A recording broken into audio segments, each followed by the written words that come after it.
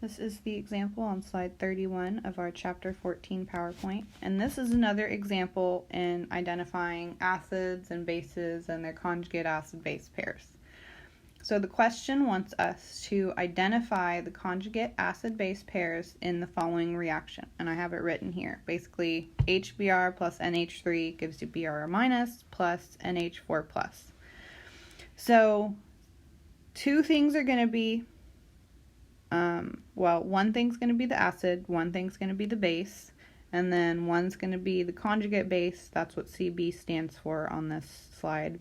And one thing's going to be the conjugate acid, which is what Ca is.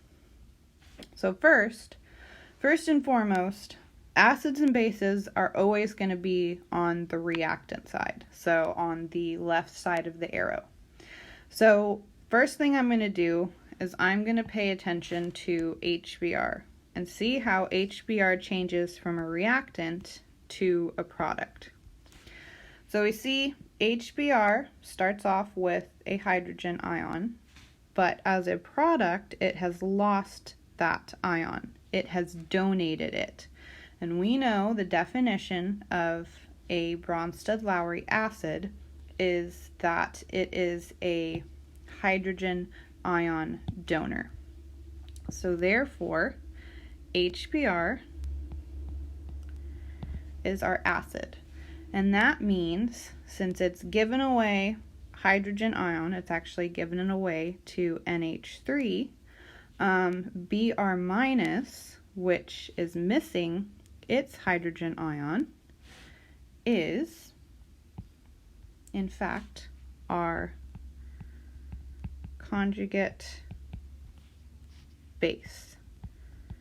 An acid is always going to be paired with its conjugate base. Base is always going to be paired with its conjugate acid. So we got conjugate base, conjugate base and acid. Now we need to identify the other two. So NH3, well, an acid has to react with a base, so if it's not an acid, it is therefore a base. Oops.